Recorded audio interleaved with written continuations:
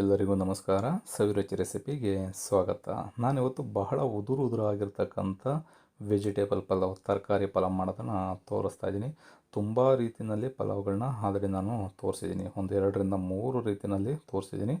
ಈ ವಿಧಾನದಲ್ಲೂ ಕೂಡ ಒಂದು ಸಲ ನೀವು ಮಾಡ್ಕೊಳ್ಳಿ. ಹಲವಾರು ವಿಧಾನದಲ್ಲಿ ಪಲಾವನ್ನ ಮಾಡ್ತಾರೆ.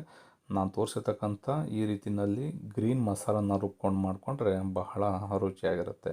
ಮೊದಲಿಗೆ ನಾನು ಮಸಾಲಾನ ರುಬ್ಕೊಳ್ಳಿಕ್ಕೆ ಒಂದು ಮಿಕ್ಸಿ ಜಾರನ್ನ ತೊಗೊಂಡು ಇದಕ್ಕೆ 1 ಗೆಡ್ಡೆ ಬೆಳ್ಳುಳ್ಳಿನ ಸಿಪ್ಪೆನ ಬಿಡಿಸಿ ಸೇರಿಸ್ಕೊಳ್ತಾ ಇದ್ದೀನಿ. 1 ಇಂಚಿನಷ್ಟು ಶುಂಠಿ, ಖಾರಕ್ಕೆ ಒಂದು 4 ರಿಂದ 5 ಹಸಿಮೆಣಸಿಕಾಯಿ, ಅರ್ಧ ಟೀ ಸ್ಪೂನಷ್ಟು ಕಾಳು ಮೆಣಸು, ಅರ್ಧ ಟೀ ಸ್ಪೂನಷ್ಟು ಜೀರಿಗೆ, ಹಾಗೆ 1 ಈರುಳ್ಳಿನ ಸಣ್ಣದಾಗಿ ಕಟ್ ಮಾಡಿ ಸೇರಿಸ್ಕೊಳ್ತಾ ಇದ್ದೀನಿ. ದಪ್ಪ ಸೈಜ್ ಈರುಳ್ಳಿನಾರಾದರೆ ನೀವು ಅರ್ಧ ಈರುಳ್ಳಿನ ಸೇರಿಸ್ಕೊಳ್ಳಿ. 1 ಕಪ್ಪಿನಷ್ಟು ಪುದೀನ, ಒಂದು ಅರ್ಧ ಕಪ್ಪಿನಷ್ಟು ಕೊತ್ತಂಬರಿ ಸೊಪ್ಪು. ಇಷ್ಟು ಪದಾರ್ಥಗಳನ್ನ ಸೇರಿಸ್ಕೊಂಡು ಒಂದು ಸ್ವಲ್ಪ ನೀರನ್ನು ಬೆರೆಸಿ ಇದನ್ನು ಪೇಸ್ಟ್ ರೀತಿಯಲ್ಲಿ ರುಬ್ಕೋಬೇಕಾಗತ್ತೆ. ಈ ರೀತಿ ಗ್ರೀನ್ ಮಸಾಲಾನ ನೀವು ರೆಡಿ ಮಾಡಿಕೊಂಡು ಪಲಾವ್ನ ಮಾಡಿಕೊಂಡ್ರೆ ಹೋಟೆಲ್ಲಾಗಿ ರೆಸ್ಟೋರೆಂಟ್ಗಳಲ್ಲಿ ಮಾಡ್ತಕ್ಕಂಥ ಪಲಾವ್ ಸುಲಭವಾಗಿ ಮನೆಯಲ್ಲೇ ರೆಡಿ ಆಗುತ್ತೆ. ಈಗ ಪಲಾವ್ನ ರೆಡಿ ಮಾಡ್ಕೊಳ್ಳಿಕ್ಕೆ ಒಂದು ಕುಕ್ಕರ್ನ ಸ್ಟವ್ ಮೇಲ್ಗಡೆ ಇಟ್ಕೊಂಡಿದ್ದೀನಿ. ಚೆನ್ನಾಗಿ ಸ್ವಲ್ಪ ಬಿಸಿ ಆದಮೇಲೆ ಇದಕ್ಕೆ ಒಂದು 4 ಟೇಬಲ್ ಸ್ಪೂನಷ್ಟು ಎಣ್ಣೆನ ಸೇರಿಸ್ಕೊಳ್ಳೋಣ.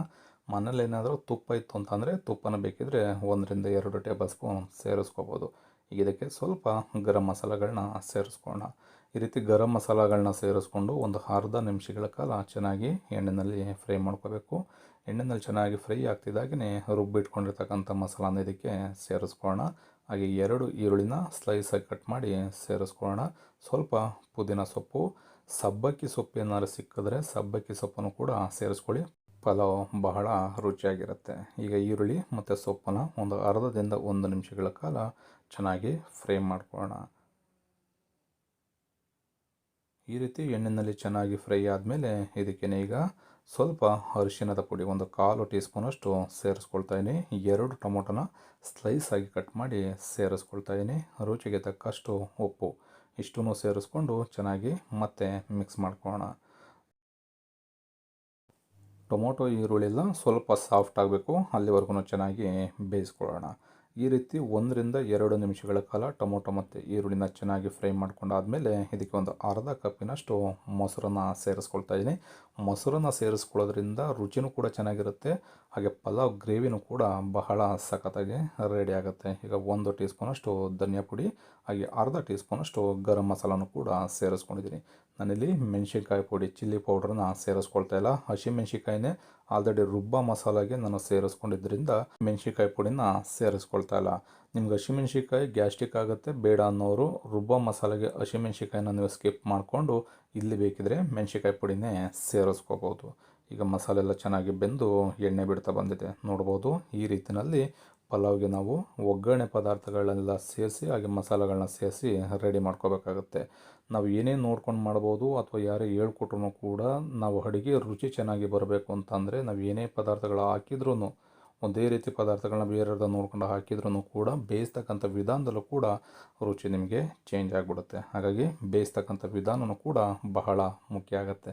ಈ ರೀತಿ ಎಣ್ಣೆ ಬಿಟ್ಟು ಚೆನ್ನಾಗಿ ಮಸಾಲೆ ಎಲ್ಲ ಬೆಂದಾಗ ಇದಕ್ಕೆ ತರಕಾರಿಗಳನ್ನ ಸೇರಿಸ್ಕೊಳ್ಳೋಣ. 1 ಕಪ್ಪಿನಷ್ಟು ಬೀನಿಸು, 1 ಕಪ್ಪಿನಷ್ಟು ಕ್ಯಾರೆಟು, 1 ಕಪ್ಪಿನಷ್ಟು ನವಿಲುಕೋಸು, ಹಾಗೆ 1 ಕಪ್ಪಿನಷ್ಟು ಹಸಿ ಬಟಾಣಿನ ಸೇರಿಸ್ಕೊಂಡಿದ್ದೀನಿ.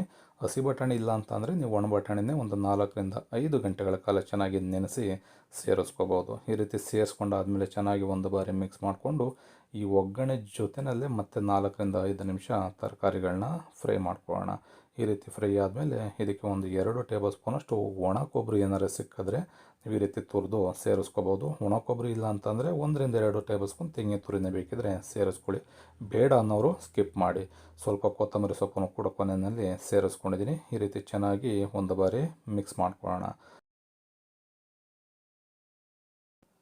ಈ ರೀತಿ ಮಿಕ್ಸ್ ಮಾಡಿಕೊಂಡು ಚೆನ್ನಾಗಿ ಸ್ವಲ್ಪ ಬೆಂದ ನಂತರ ಇದಕ್ಕೆ ನೀರನ್ನು ಸೇರಿಸ್ಕೋಬೇಕಾಗತ್ತೆ. ನಾನು ಇದೇ ಕಪ್ಪಲ್ಲಿ 3 ಕಪ್ಪಿನಷ್ಟು ರೈಸನ್ನು ಹಾಕ್ಕೊಳ್ತಾ ಇದ್ದೀನಿ.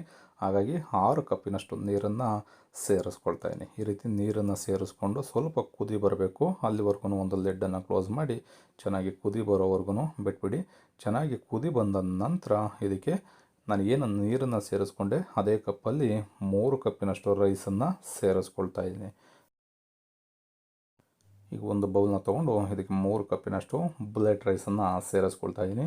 ನೀವು ಯಾವ ರೈಸ್ ಬೇಕಿದ್ರೂ ಸೇರಿಸ್ಕೋಬೋದು. 1 ಕಪ್ಪು 100 ಗ್ರಾಮ್ ಅಷ್ಟಿದೆ, ಅಲ್ಲಿಗೆ ಹತ್ತತ್ರ 300 ಗ್ರಾಮ್ ಅಷ್ಟು ರೈಸನ್ನು ಸೇರಿಸ್ಕೊಳ್ತಾ ಇದ್ದೀನಿ. ಈ ರೀತಿ ನೀರನ್ನು ಬೆರೆಸಿ ಒಂದು 3ರಿಂದ 4 ಬಾರಿ ಅಕ್ಕಿಲಿರ್ತಕ್ಕಂಥ ಪೌಡ್ರೆಲ್ಲ ನೀಟಾಗಿ ಕ್ಲೀನ್ ಆಗಬೇಕು. ಅಲ್ಲಿವರೆಗೂ ತೊಳೆದು ಅದಾದಮೇಲೆ ನಾವು ಅಕ್ಕಿನ ಸೇರಿಸ್ಕೋಬೇಕಾಗತ್ತೆ. ಈ ರೀತಿ ಸೇರಿಸ್ಕೊಂಡು ಚೆನ್ನಾಗಿ ಒಂದು ಬಾರಿ ಮಿಕ್ಸ್ ಮಾಡ್ಕೊಳ್ಳಿ.